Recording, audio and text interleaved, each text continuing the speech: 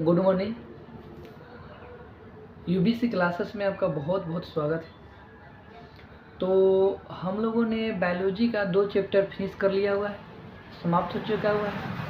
आज पढ़ने वाला है परिवहन, ठीक है, यानी ट्रांसपोर्ट जो है कि हम लोग पढ़ने वाले हैं। क्या होता है परिवहन, ये हम लोग जो है कि पढ़ेंगे, ठीक है।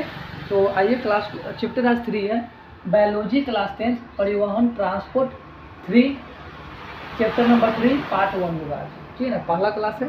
आइए शुरू करते हैं अच्छा तरह से। तो पहला सवाल आता है कि परिवहन क्या होता है, ठीक है। परिवहन क्या होता है, तो लिखेंगे यहाँ परिवहन। परिवहन परिवहन क्या है, तो किसी वस्तु को एक स्थान से दूसरे स्थान पहुंचाना क्या कहलाता है, परिवहन कहलाता है। चाहे वो आप वायुयान के द्वारा पहुंचाइए, चाहे वो आप जल मार्ग के द्वारा पहुंचाइए, चाहे आप ये रोड के द्वारा पहुंचाइए, किसी भी माध्यम से पहुंचाइए, ठीक है। अब जैसे कि आप नॉर्मल समझिए, ऐसे रोड पर आप जाइएगा, हाथ मारते हैं, गाड़ी रुकता है, आप जो है कि आपको जहाँ जाना है वहाँ तक आपको पहुँचा देता है, पहुँचाता है कि नहीं पहुँचाता है। तो आप क्या हो गए, आप हो गए वस्तु। हम क्या बोले, किसी वस्तु को, आज जो वस्तु को पहुँचा रहा है वो पहुँचाने वाला क्या हो गया, साधन हो गया। तो उस गाड़ी में आप बैठे, आपको जहाँ जाना था आपको वहाँ पर पहुँचा दिया गया, ठीक है। तो किसी वस्तु को एक स्थान से दूसरे स्थान पहुँचाना है क्या कहलाता है, परिवहन कहलाता है। अब आपको जाना है पटना, दिल्ली जाना है, तो आप पटना से एरोप्लेन में बैठे और दिल्ली उतर गए, तो आपको हवाई जहाज़ के द्वारा पहुंचा दिया गया।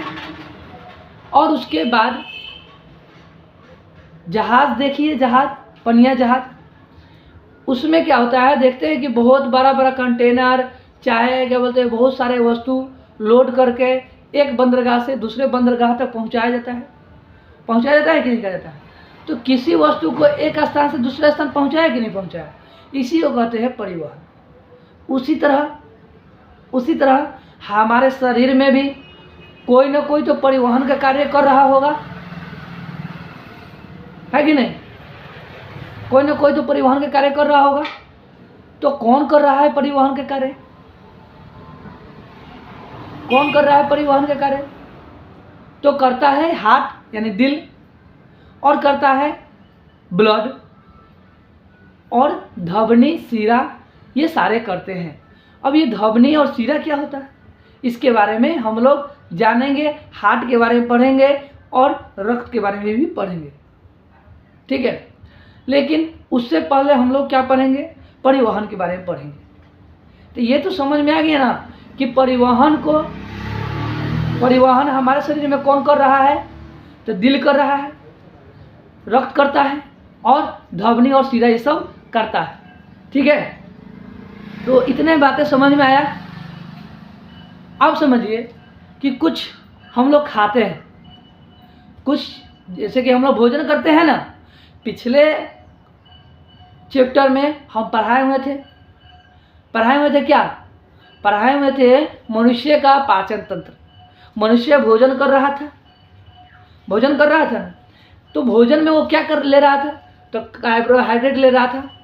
कार्बोहाइड्रेट बदल दे रहा था किसमें, तो ग्लूकोज में, और कार्बोहाइड्रेट बदल दे ग्लूकोज में, और उसके बाद प्रोटीन खा रहे थे, और प्रोटीन बदल दे रहा था अमीनो अम्ल में, और वसा खा रहे थे तो वसा बदल दे रहा था वसीय अम्ल में। ये समझ में आया। और ये सभी का पाचन, यानी कि भोजन का पूरी तरह से पाचन, यानी कि पूर्ण रूप से पाचन कहाँ हो रहा था, तो छोटी आंत में हो रहा था। उसके बाद हम लोग पढ़े थे दूसरा चैप्टर, श्वसन। क्या पढ़े थे, श्वसन पढ़े थे। और श्वसन में क्या आ रहा था पता है, श्वसन वायुमंडल से हम लोग ऑक्सीजन को ग्रहण कर रहे थे, ले रहे थे, फेफड़ा तक जा रहा था, फेफड़ा में था ब्लड, वो ले जाकर हमारे कोशिकाओं तक पहुंचा दे रहा था। और कोशिकाओं में कोशिकीय ईंधन था और उस ग्लूकोज को तूर रहा था, यानी ग्लूकोज का ऑक्सीकरण हो रहा था आए। उसके बाद हमें क्या मिल रहा था?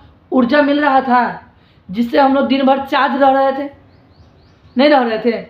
और साथ ही साथ कार्बन डाइऑक्साइड और जल भी का भी निर्माण हो रहा था, उत्पादन हो रहा था। लेकिन कार्बन डाइऑक्साइड हमारे लिए बहुत ही ज़्यादा हानिकारक है। अब इसको शरीर से बाहर निकालना जरूरी है कि नहीं है? निकालना जरूरी है,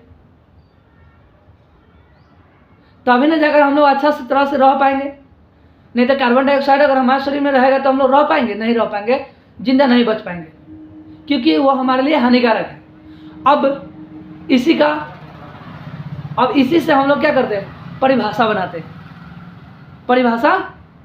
हैं। तो आइए बनाते हैं, परिवहन के परिभाषा बनाते हैं। तो लिखेंगे परिवहन का परिभाषा लिखेंगे क्या? उपयोगी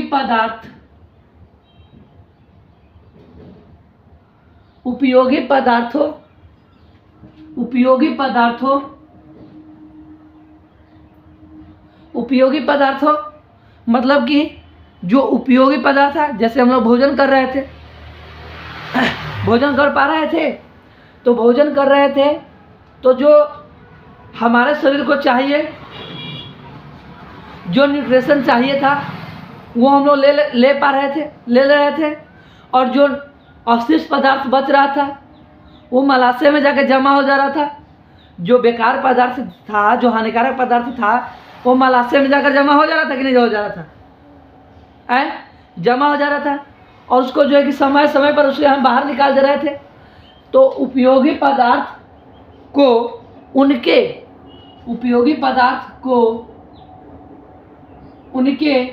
मूल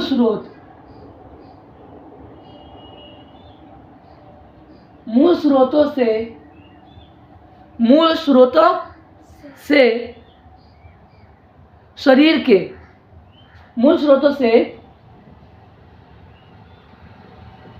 के सभी कोशिकाओं तक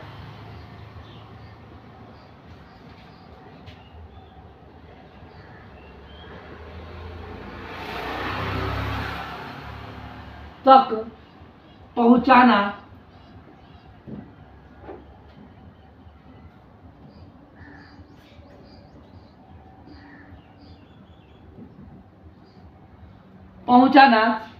तो देखो यहाँ पर हम लोग जो हमारे शरीर को चाहिए था न्यूट्रिशन, वो हम लोग अपने पूरे अंग तक पहुंचा पा रहे थे कि नहीं पा रहे थे? यानी कि पूरी कोशिका तक पहुंचा दे रहे थे, यानी सभी कोशिकाओं तक पहुंचना तथा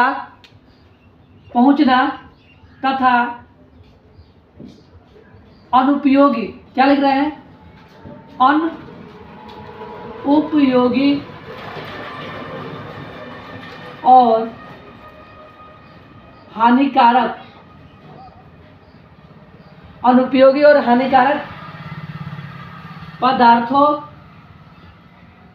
अनुपयोगी और हानिकारक पदार्थों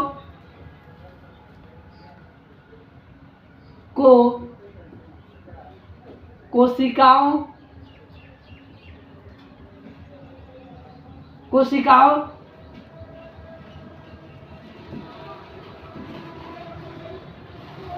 द्वारा नहीं लिखो, कोशिकाओं से निकालकर शरीर के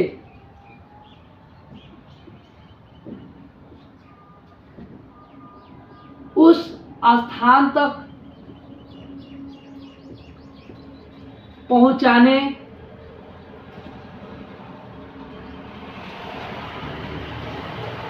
की क्रिया को परिवहन कहते हैं। आप बोलो, ये समझ में आ गया डिफिनेशन? हम जो बोले वो है कि नहीं? देखो, उपयोगी पदार्थ, अब जो हमारे लिए उपयोगी था उसी को ना हमारा शरीर एक्सेप्ट किया है ना, रखा है और शरीर के सभी कोशिकाओं तक पहुंचा दिया है। लेकिन जो अनुपयोगी पदार्थ था, जो हमारा अपशिष्ट पदार्थ था, जो हानिकारक पदार्थ था, उसे हम लोग बाहर निकाल दे रहे थे। तो जब ग्लूकोज का ऑक्सीकरण हो रहा था तो हानिकारक पदार्थ, अनुपयोगी पदार्थ कौन था? Carbon dioxide. उसे कोशिकाओं के द्वारा शरीर से बाहर निकाल रहे थे। देखो लिखा हुआ है अनुपयोगी, हानिकारक। जो भोजन कर रहे थे, जो अवशिष्ट पदार्थ बचा हुआ था, उसे मलाशय में ले जाकर जमा हो रहा था और वो समय समय पर बाहर निकाल रहे थे। यानी कि अनुपयोगी जो हानिकारक पदार्थ था उसके बाहर निकाल रहे थे। निकालकर शरीर के उस स्थान तक जो कार्बन डाइऑक्साइड हमारे शरीर में बन रहा था, उसको हम लोग उस स्थान तक, किस स्थान तक? तो फेफड़ा लंग ले आ दे रहे थे और फेफड़ा से फिर कहाँ निकाल रहे थे? तो नाक के द्वारा बाहर निकाल दे रहे थे। अब मलाशय जो था, जो मल था, मल जो अवशिष्ट पदार्थ था, उस मलाशय में जाकर जमा हो जा रहा था और समय के अनुसार वह यदि मल द्वार के द्वारा बाहर निकल जा रहा था। तो देखो पूरा का पूरा जो है कि परिभाषा जो बोले उसी पर है कि नहीं? बोलो, समझ में आया? तो परिवहन समझ में आ गया? क्लियर हुआ? कोई दिक्कत नहीं। अब बताए परिवहन तंत्र क्या होता है? परिवहन तंत्र क्या होता है? तो देखिए परिवहन तंत्र क्या होता है। तो परिवहन में जो जो अंग, परिवहन में जो जो अंग हिस्सा ले रहा है, भाग ले रहा है, वो सभी मिलकर परिवहन तंत्र का निर्माण करता है। अब कौन कौन भाग ले रहा था, हिस्सा ले रहा था? तो बतलाए हैं हृदय भाग ले रहा है। और कौन भाग ले रहा है? तो हृदय हो गया, और बोलो रक्त हो गया, धमनी, शिरा हो गया। ये सारी चीज़ें जो है कि भाग ले रहा है परिवहन में। अब ये सारे मिल जाएंगे तो क्या हो जाएगा? परिवहन तंत्र हो कहलाएगा। देखिए हम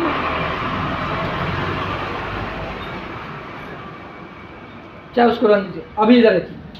तो लिखेंगे परिवहन तंत्र के बारे में। तो लिखेंगे परिवहन में जो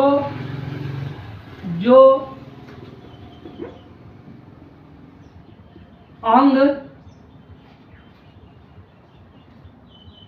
जो अंग, परिवहन में जो अंग हिस्सा या भाग ले रहा है वह सभी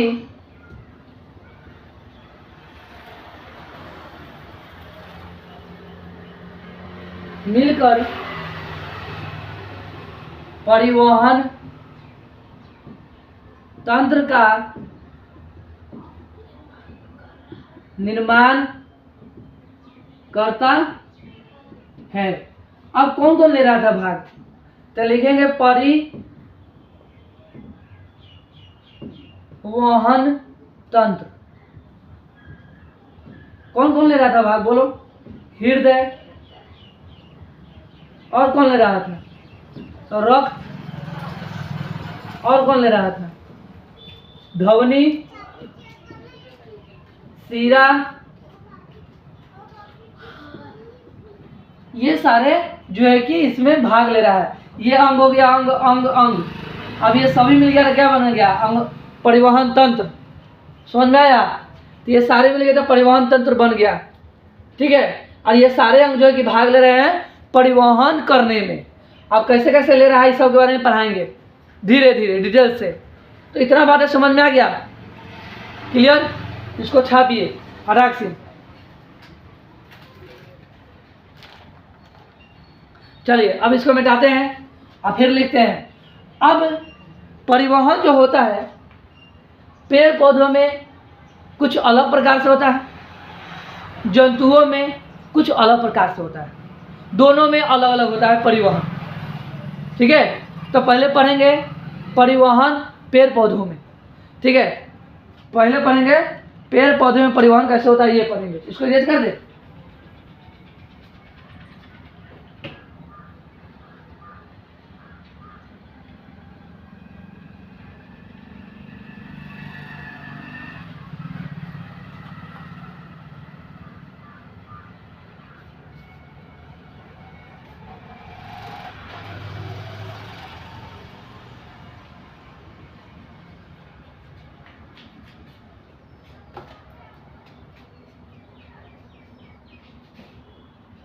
डालेंगे हेडिंग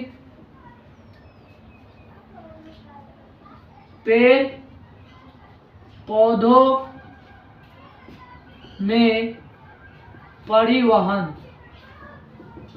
कैसे होता है, ये जानते हैं। पेड़ पौधे में परिवहन कैसे होता है, तो देखिए पेड़ पौधे में परिवहन को पढ़ने से पहले हम लोगों को इसे दो भाग में बांट के पढ़ेंगे। पहला कैसे, तो देखो एक कुछ पौधे ऐसे होते हैं जो एक कोशिकीय होते हैं, तो कुछ पौधे ऐसे होते हैं जो एक कोशिकीय होते हैं, लेकिन कुछ पौधे ऐसे होते हैं जो बहुकोशिकीय होते हैं। तो लिखेंगे एक कोशिकीय, एक कोशिकीय, बहुकोशिकीय, एक कोशिकीय, बहुकोशिकीय। अब एक कोशिकीय पौधा कैसा होता है और बहुकोशिकीय पौधा कैसा होता है, तो देखिए ये एक कोशिकीय पौधे जो होता है ना, एक कोशिकीय पौधा, पहले एक कोशिकीय पौधा कौन कौन सा है वो जानिए। तो एक कोशिकीय पौधा होता है युगलीना, युगलीना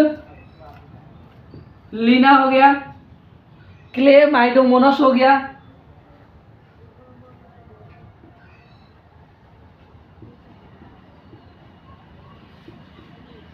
क्लेमाइडोमोनास हो गया, ये एक कोशिकीय पौधे हैं। ये क्लेमाइडोमोनास जो है ना एक शैवाल है। क्या है, शैवाल है। शैवाल तो जन्मे करती है। अगर आप लोग 9th क्लास में पढ़े होंगे उत्तक के बारे में, उसी चैप्टर में ही पढ़ाया गया है। उत्तके में ना है शायद, उत्तक में नहीं है रे, जो धारियों का वर्गीकरण उसमें पढ़ाया गया है। तो शैवाल जो आप लोग देखे भी होंगे, अरे सवाल नहीं देखे हैं, जैसे कि कॉल पे नहीं लग रहता है क्या हरा हरा, वो क्या है, शैवाल ही तो है। चलिए, तो क्लेमाइडोमोनास समझ में आ गया। युगलीना, ये युगलीना जो होता है ना, ये जलीय पौधा है। कैसा पौधा है, जलीय पौधा है। अब देखिएगा ये जलीय पौधा जो है ना, ये युगलीना, ये जंतु और पादप के बीच की कड़ी है। जंतु और पादप के बीच की कड़ी है, योजक कड़ी है। सर समझी क्या है ये, तो योजक कड़ी है। अब इसे योजक कड़ी हम क्यों कह रहे हैं बार बार, क्योंकि देखिए ये जो युगलीना जो होता है ये जल में रहता है और ये अपना भोजन स्वयं भी बना के खा लेगा और दूसरे पर भी निर्भर रहता है। युगलीना समझ में आया।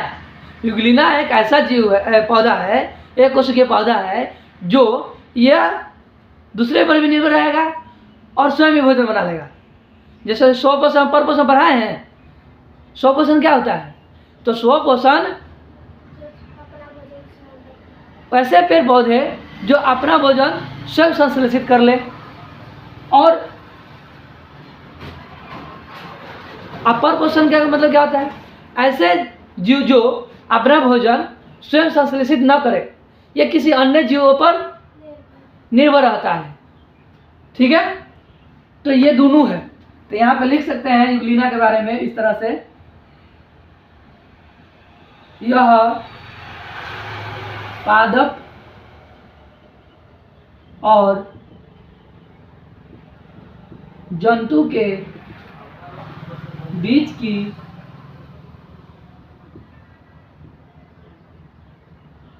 की योजक कड़ी है। ठीक है, इतना समझ में आ गया? कोई दिक्कत नहीं।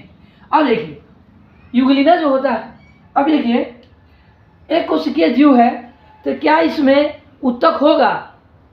नहीं होगा, साधारण सा बात है। अरे हम पढ़ाए थे कि कोशिका मिलेगा तब उत्तक का निर्माण होगा, लेकिन तो ऑलरेडी एक कोशिकीय जीव है। जब ये एक कोशिकीय जीव है तो इसमें उत्तक नहीं मिलेगा। जब उत्तक नहीं मिलेगा तो अंग नहीं मिलेगा, अंग नहीं मिलेगा तो अंग तंत्र नहीं मिलेगा, नहीं मिलेगा। तो यानी कि एक कोशिकीय जीव में अंग तंत्र नहीं मिल पाएगा, नहीं मिल पाएगा। अब इसमें परिवहन फिर होगा कैसे? तो बता, इसमें परिवहन कैसे होगा? तो ये छोटा पौधा है, तो अब देखिए ये छोटा पौधा है तो इसमें परिवहन कैसे होगा? तो लिखेंगे इसमें परिवहन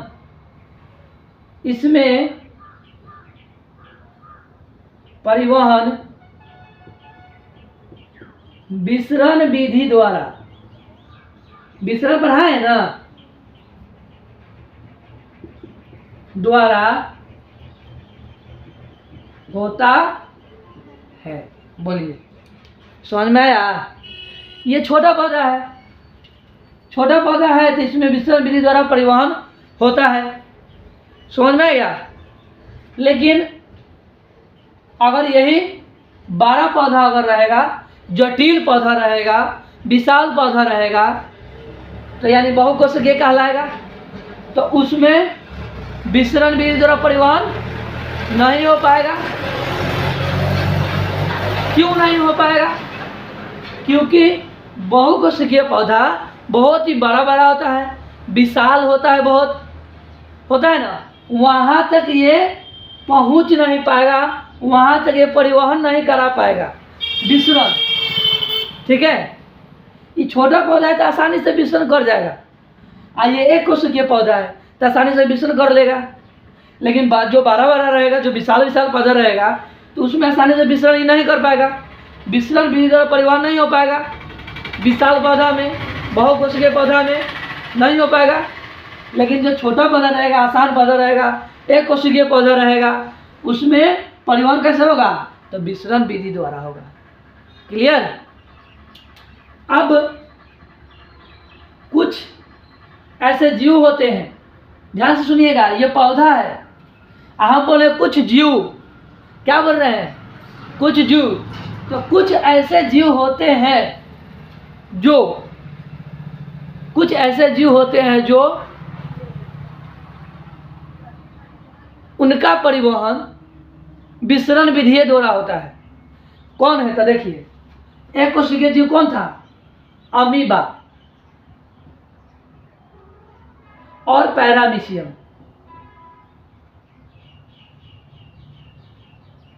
अमीबा और पैरामीशियम, यह दोनों में विसरण विधि द्वारा ही परिवहन होता है।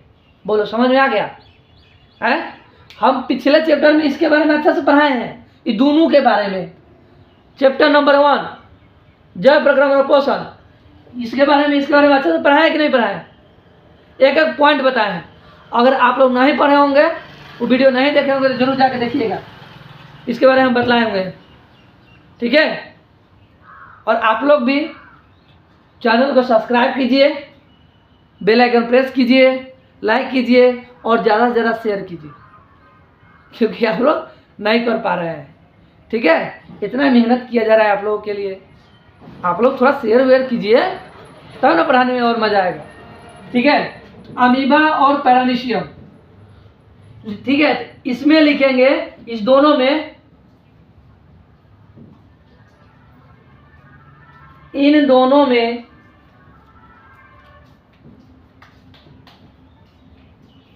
विसरण विधि द्वारा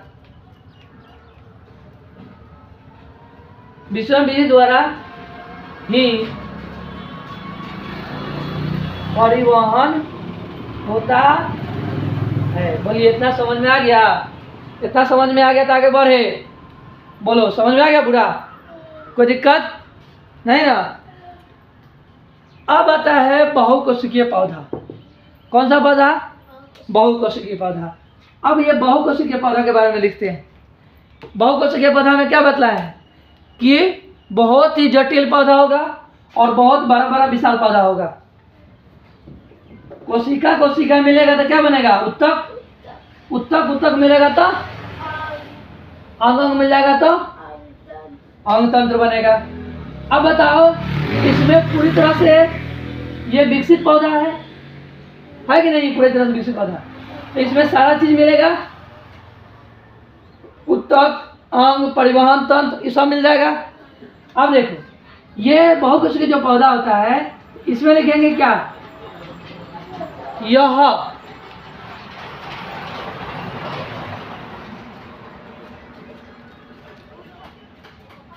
लिखेंगे इसमें जटिल बहुकोशिकीय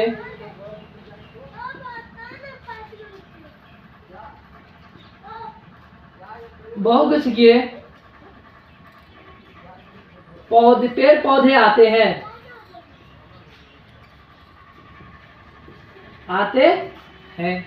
क्लियर हो गया? अब देखिएगा यहाँ पे क्या लिख रहे हैं। अब लिखेंगे इनमें परिवहन,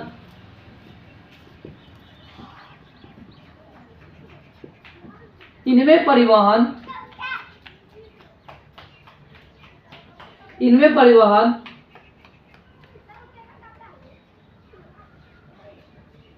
एक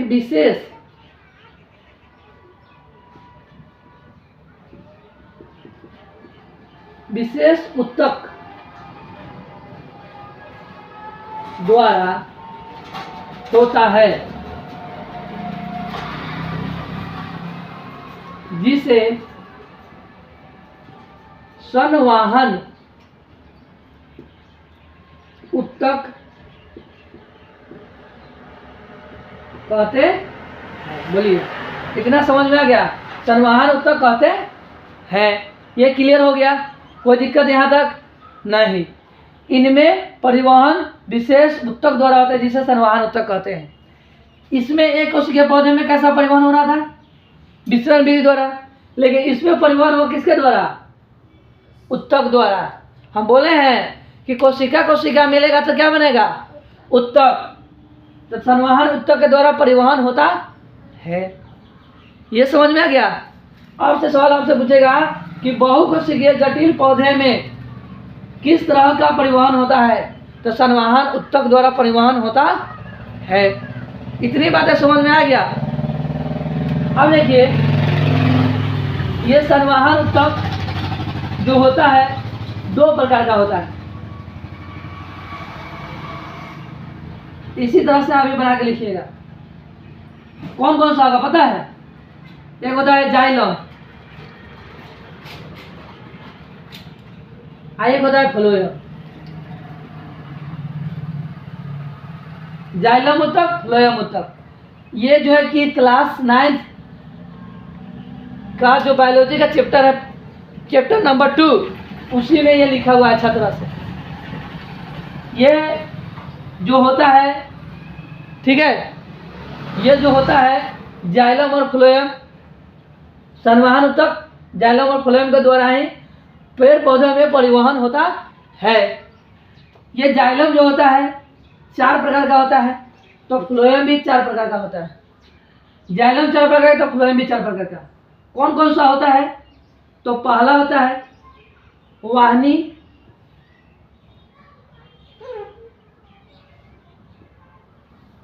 वाहनिका, और एक होता है वाहनिका, वाहनिकाएं, वाहनिकाएं, वाहनिका, और एक होता है वाहनिकाएं होता है। वाहनिका, ठीक है, वाहनिका, वाहनिका कहते हैं वाहनिकाएं, और एक होता है वाहनिका। ऐसे नहीं होता है?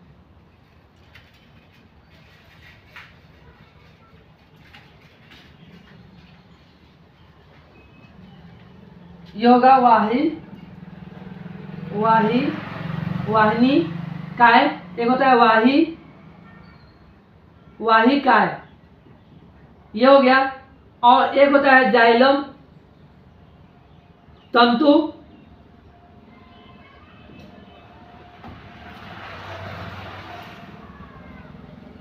जाइलम तंतु, एक होता है जाइलम पेरेन्काइमा। कुछ याद आ रहा है?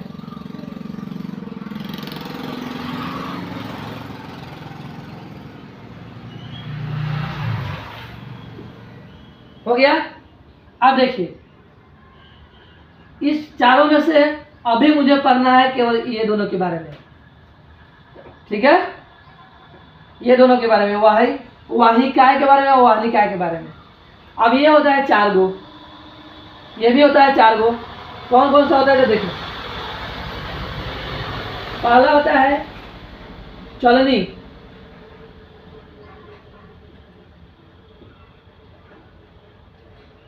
चलनी का है, चलनी के चाल दुल्हा सुख के फटकारा लो। ये गाना गाता है ना शादी ब्याह में सब, है ना? शादी में उस दिन गए थे हम, तो ये गाना गा रहा था, चलनी के चालल दूल्हा सुख के फटकारा लो, सुख से फटकार दो। ठीक है, तो चलनी काय हो गया। अब क्या होता है बोलिए, 1 सेकेंड।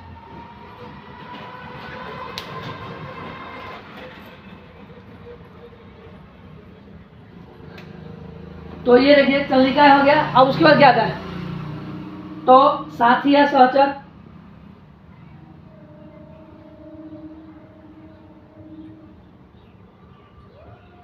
साथी होता है ना, साथी यानी दोस्त साथी सहचर। अब क्या होता है, साथी क्या होता है बोलो? दोस्त किसे कहते हैं? तो जो आपका मुसीबत बनने पर मदद करे, सहायता करे। एक दोस्त होता है लुटेरा दोस्त, लुटहुआ दोस्त होता है। एक बार एक दोस्त है मेरा, तो फोन किया, कभी भी नहीं फोन कर रहा था। अब क्या हुआ कि एक दिन वो मुझे मेरे पास फोन किया, कह रहा है कि दोस्त, हम बोले हाँ बोलो हमको 500 रुपया ना चाहिए, बहुत ज़रा इमरजेंसी है। डायरेक्ट बोल रहा है। अब हम सोचे एक तो कोई फ़ोन नहीं करता था, और जब पैसा लेना है तब साफ एकदम कह रहा है इमरजेंसी है, और कह रहा है कथी वही में तुरंत पैसा भेजो। तो अब हम कहे कि हम कुछ भी नहीं बोले। तो फिर उसको अब हम बोलने लगे, क्या हम बोले ही नहीं कुछ, उसको हम कहे, हम क्या किए कि बोलने लगे हेलो, आवाज़ नहीं आ रहा है। हम ऐसे करने लगे। चलो तो खैर ये सब जो है कि दोस्त होता है जो लूटने वाला होता है, लुटेरा दोस्त। खैर आखिर वो हमको इस काबिल तो समझा ना कि कम से कम 500 रुपया भेजे। क्या चले इधर देखिए, साथी या सहचर कोशिका के बारे में पढ़ रहे थे ना। इसके बाद आता है फ्लोएम पेरेन्काइमा।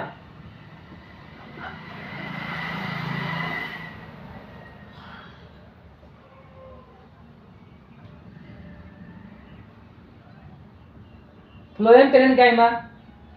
उसके बाद क्या आता है, फ्लोएम तंतु।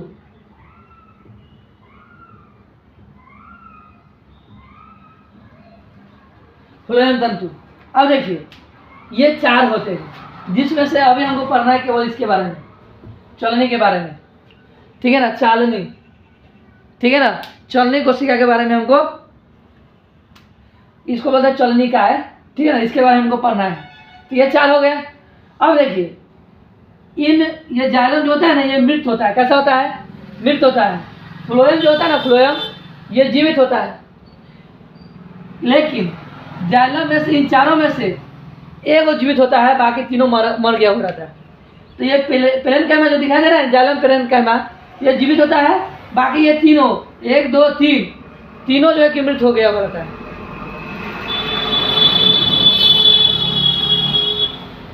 अब देखिए ये जो होता है चलनिकाय, सहचर और फ्लोएम पेरेन्काइमा, ये तीनों जीवित होता है, केवल एक मर गया हुआ रहता है, मृत हो गया रहता है।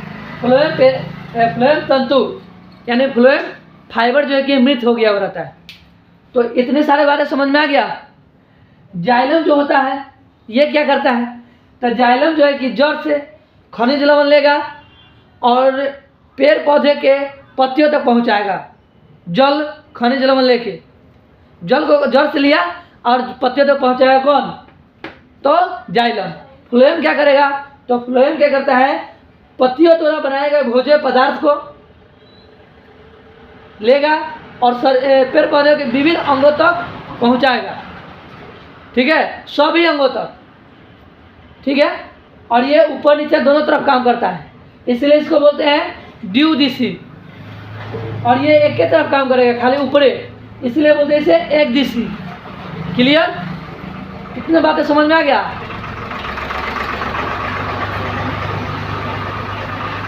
अब हम लोग पढ़ेंगे कि दोनों में अंतर क्या होता है। ठीक है, ये दोनों में अंतर क्या होता है, इसके बारे में हम लोग पढ़ेंगे। आगे जल्दी जल्दी पढ़ लेते हैं। इसको ले लीजिए फोटो शॉर्ट स्केच। चलिए अभी दोनों में अंतर पढ़ेंगे।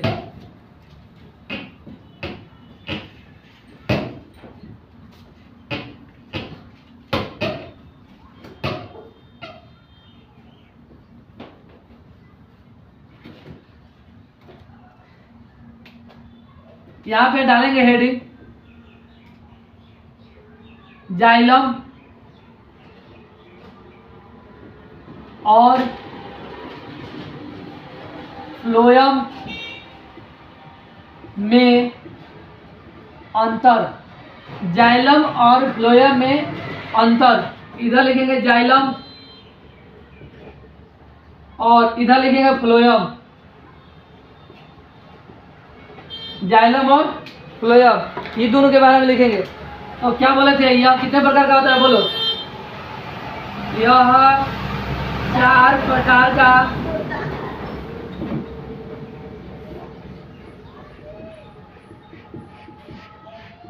तो ये भी 4 प्रकार का होता है। लिख दिया ना, इसका मतलब यही ना होगा, लिखिए थे।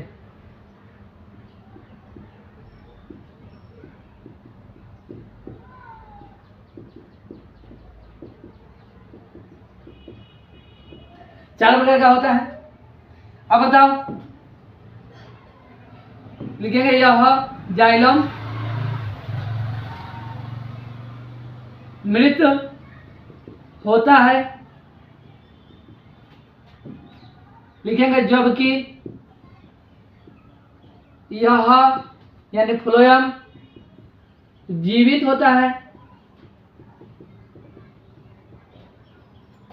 अब लिखेंगे क्या, बोलो। जाइलम यह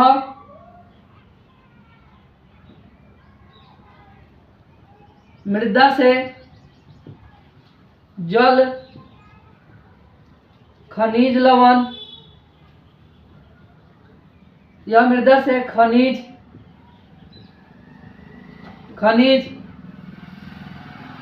खनिज लवण और जल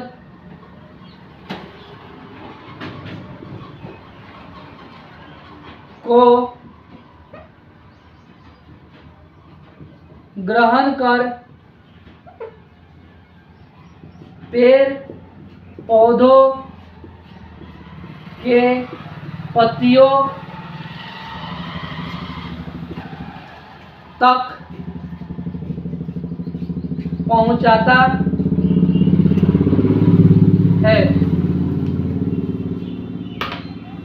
पहुंचाता है। इसमें लिखेंगे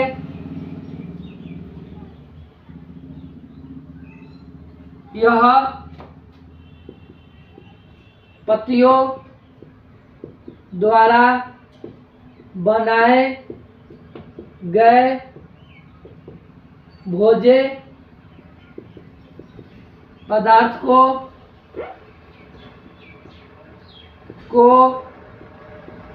पेड़ पौधे के सभी अंगों तक पहुंचाता है। इतना समझ में आ गया? पहुंचाता है। अब लिखेंगे इसमें जल एवं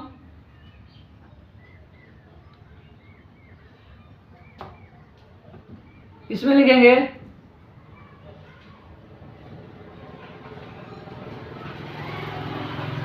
इसमें जल एवं घुलित खनिज लवण को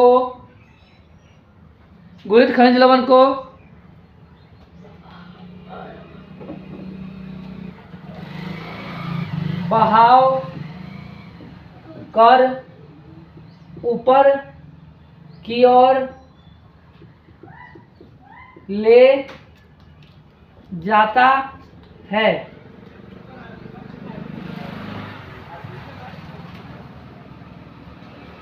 इसलिए यह एक दिशी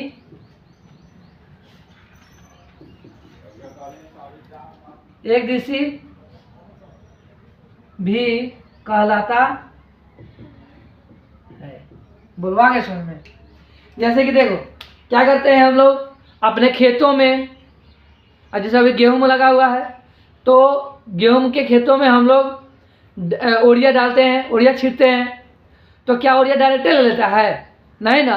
यूरिया क्या करता है, घुलता है, जमीन में घुल जाता है। अब जड़ क्या करेगा, उस घुलित यूरिया को अपने अंदर लेगा और कहाँ तक पहुँचाएगा? तो ऊपर की ओर पहुँचाएगा, ऊपर की ओर पहुँचाता है। तो इस तरह से खाली ऊपर ना पहुँचाता है। तो इसमें जल एवं घुलित खनिज लवण को, अरे ऐसे भी मृदा में जो होता है, मिट्टी में नाइट्रोजन और फास्फोरस होता है, उसको लेता है और बहाव कर ऊपर की ओर ले जाता है। इसलिए यह एक दिशी कहलाता है। एक दिशी हो गया ना, क्योंकि ऊपर जाता है तो इसलिए एक दिशी हो गया। अब फलन दो दिशी हो जाता है, क्योंकि बने हुए भोजन को ऊपर नीचा सब जगह ले जाता है, इसलिए यह द्विदिशी हो गया। तो इसमें लिखेंगे इसमें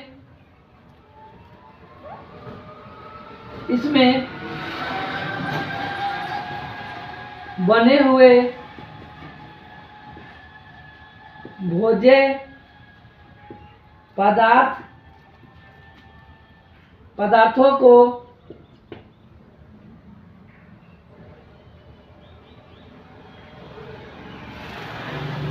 पेड़ पौधे के सभी अंगों या भागों तक पहुंचाता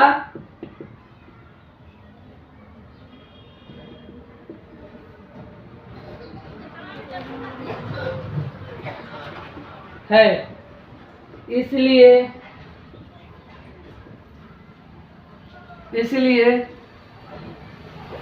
यह द्विदिशी कहलाता है। बोलो समझ में आ गया? द्विदिशी या द्विदिशीय लिख लो। द्विदिशीय, एक दिशीय, द्विदिशीय एक दिशीय कहलाता है। बोलो इतना समझ में आ गया है? चलो इसका फोटो लो, जल्दी मिटाते हैं। चलिए ये हो गया, अब इसको मिटाइए।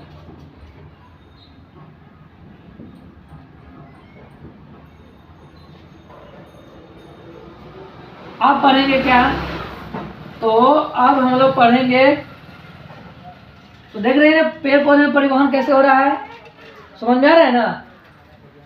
अब पढ़ेंगे हम लोग पेड़ पौधों में पदार्थों के परिवहन की क्रिया विधि, ये पढ़ेंगे। यहाँ पे लिखेंगे पेड़ पौधों में पदार्थों के परिवहन, पेड़ पौधों में पदार्थों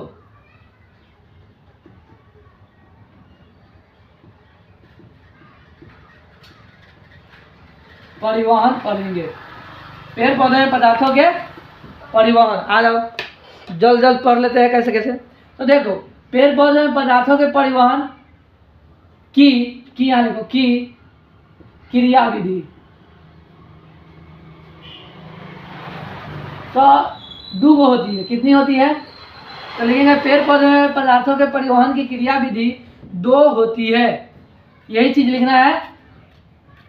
पेड़ पौधों में पदार्थों के परिवहन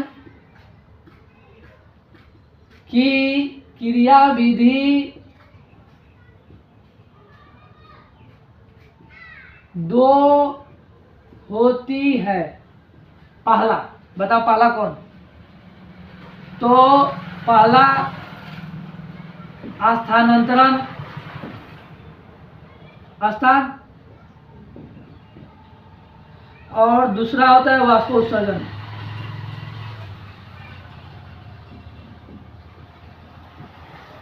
अब ये वाष्पोत्सर्जन स्थानांतरण क्या होता है इसके बारे में जानते हैं, ठीक है। वाष्पोत्सर्जन और स्थानांतरण क्या होता है, अब यहाँ पे ध्यान से सुनेगी, यहाँ पर डालेंगे हेडिंग स्थानांतरण,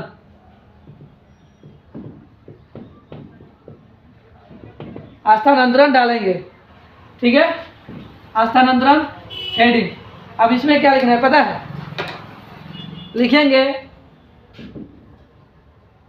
पौधे एक भाग से दूसरे भाग में, एक भाग से दूसरे भाग में खाद्य पदार्थों का, एक भाग से दूसरे भाग में खाद्य पदार्थों, ऐसे लिखो, हम लिखवाते सो लिखो।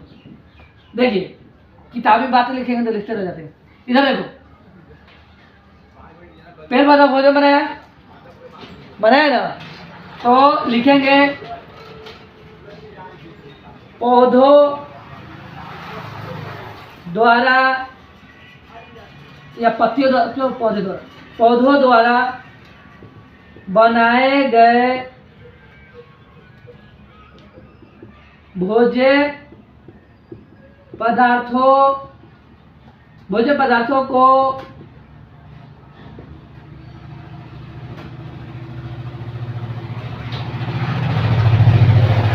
पौधों के विभिन्न अंगों तक पहुंचाना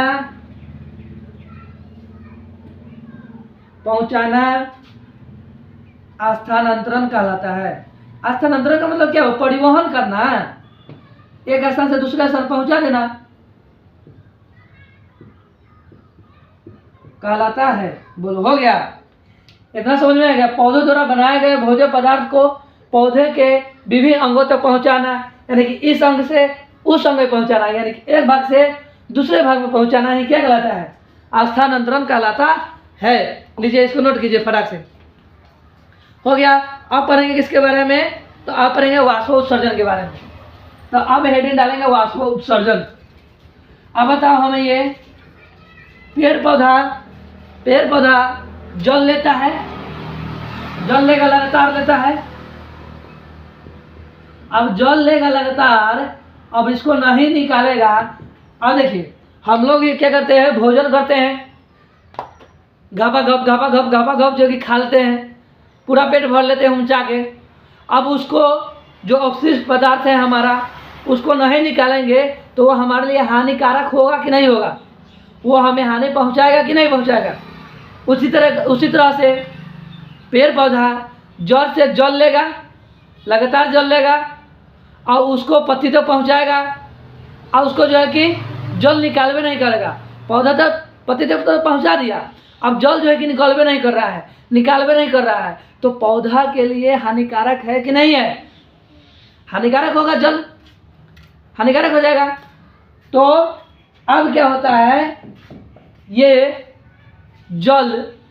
जल वाष्प के रूप में वायुमंडल में मुक्त हो जाता है, निकलते रहता है, ठीक है, निकलता है, ताकि फिर से वो जड़ से जल को लेगा और पत्तियों तक तो फिर पहुंचाएगा, फिर वाष्प होगा, यानी जल वाष्प में बदलेगा, ठीक है, और वायुमंडल में मुक्त हो जाएगा। देखिए, जल पेड़ पौधा जड़ से 100% जल ग्रहण करेगा, 100% जल को ग्रहण कर लेगा और ग्रहण करके जाइलम द्वारा जाइलम पहुंचाएगा कहाँ पर? पत्ते तक पहुंचाएगा। और पिछली कक्षा में हम पढ़े थे कि H2O को तूर रहा है कौन? एक मिनट, ठीक है। 100% जड़ से क्या लिया? जल लिया 100% और पत्ती तक पहुंचाया जाइलम के द्वारा। लेकिन वहाँ पर 100% जल तो लिया, लेकिन मात्र वह 10% ही उसका उपयोग करता है, बाकी 90% यानी 90% वह वाष्प के रूप में निकाल देता है। समझ में आ गया? 100% जल को ग्रहण किया और मात्र कितना परसेंट यूज किया? 10%, और 90% कहाँ निकाल दिया? जल वाष्प में निकाल दिया, ठीक है। तो ये लिख लेते हैं। अब क्या लिखेंगे? और पौधा जो है अपने बाहरी भाग से क्या कर रहा है? तो जल को निकाल रहा है, बाहरी भाग से नहीं निकाल रहा है। पत्ती जो है बाहरी भाग से निकाल रहा है ना। अब देखिए, जल का अवशोषण कर होता है, तो जल का अवशोषण करता कौन है? तो पौधों में होता है पतले पतला रेशा, जिसको बोलते हैं मूल रोम। ये पढ़ा है ना? तो मूल रोम वो क्या करता है? जल को अवशोषण करके रखता है। जब पौधों को जरूरत पड़ेगा तो ये पहुंचाता है, भेजता है और जाइलम लेके जाता है, ठीक है। जैसे कि कभी धूप क्या बोलते हैं, बारिश जब नहीं होता है, गर्मी के समय में एकदम करकरवा धूप हो जाता है, पूरा जगह सुखाड़ पड़ जाता है, तो पेड़ पौधा कैसे जीवित रहता है? तो उसी मूल रोम से, क्योंकि मूल रोम में जल तो है। अब जल उसको क्या किया? जल का जब जरूरत पड़ा उसको दिया और निकाल दिया और जाइलम लेके पहुंचाया पत्तियों तक। फिर 90% जल वाष्प में बदल गया, 10% यूज किया। इस तरह से प्रक्रिया लगातार होते रहती है। अगर जल नहीं निकलेगा तो फिर पेड़ पौधों को हानि पहुंचेगा, नुकसान पहुंचेगा। तो पेड़ पौधा जल को कहाँ से निकाल रहा है? बाहर से, यानी बाहरी भाग से। हम लोगों को जो पसीना निकलता है वो कहाँ से निकलता है? बाहरी भाग से निकलता है। तो बाहरी भाग बोले तो वायवीय भाग। क्या बोलेंगे? वायवीय भाग। तो अब लिखेंगे पौधे के वायवीय भाग से। अब इसका परिभाषा बना, पौधे के वायवीय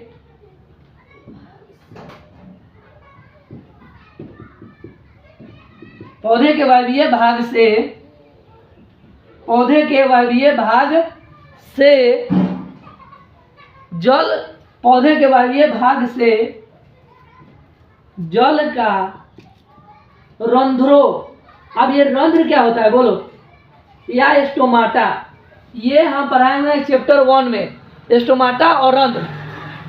स्टोमाटा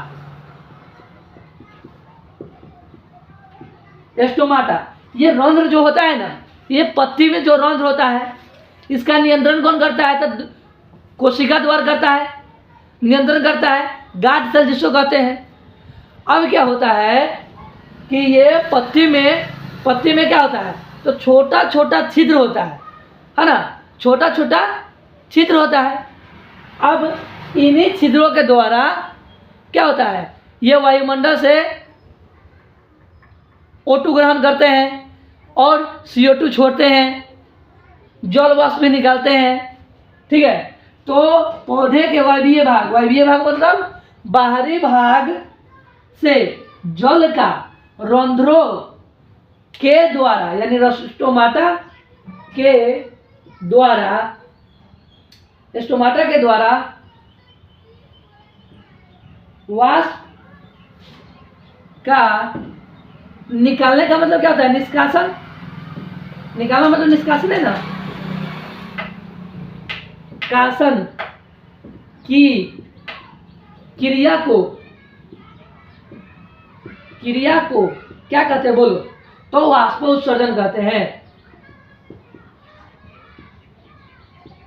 वाष्पोत्सर्जन कहते हैं। बोलो इसमें कथी था, ये कौन दम है में, बोलो हो गया। अब बोले थे 2 पॉइंट और बोले थे क्या, तो बोले थे हाँ पहले ये समझ में आ गया।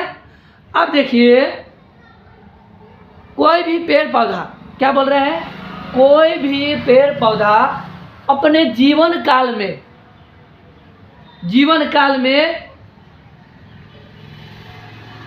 कितना पानी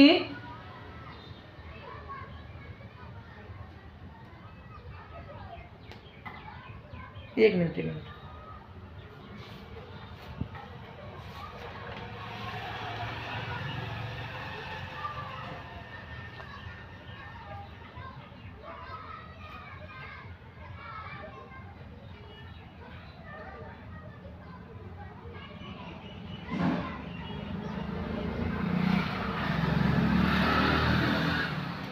हाँ देखिए, कोई भी पेड़ पौधा अपने जीवन काल में कितना पानी पीता है, बताइए।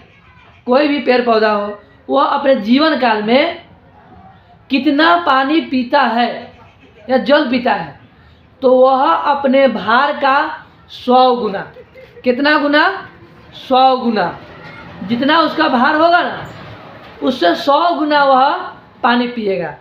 ठीक है, तो यहाँ पर लिख लीजिए, कोई भी पेड़ पौधा अपने जीवन काल में अपने भार का 100 गुना जल पीता है। हो गया, ये समझ में आया। मान लीजिए कि कोई पौधा है 100 kg का, कितना kg का है, 100 kg का, तो वह अपने जीवन काल में कितना पानी पिएगा, तो वह अपने भार का 100 गुना, कितना गुना, 100 गुना। समझ में आ गया, क्लियर। अब देखिए हम बोले थे इसी, यहाँ जगह नहीं है तो यहाँ लिख देते हैं। यहाँ पर लिखेंगे क्या,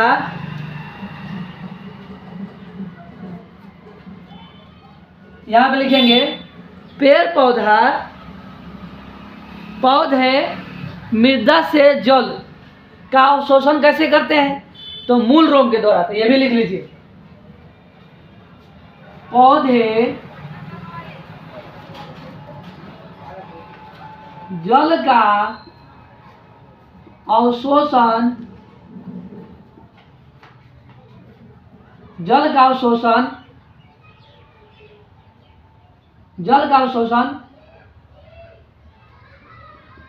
मूल रोम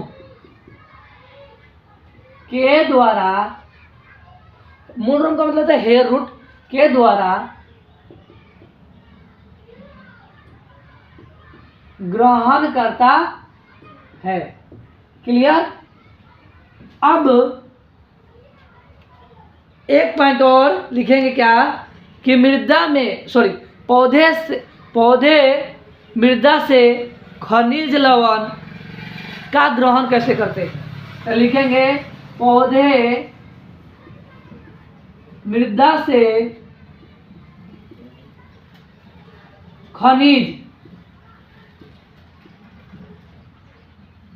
खनिज लवण का ग्रहण पौधे मृदा से खनिज लवण का ग्रहण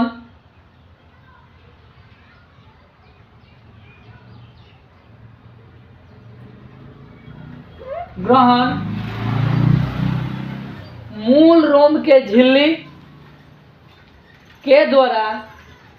लिखेंगे मूल रोम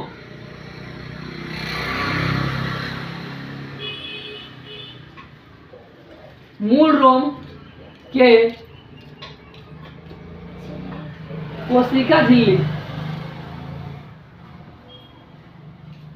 कोशिका झिल्ली के द्वारा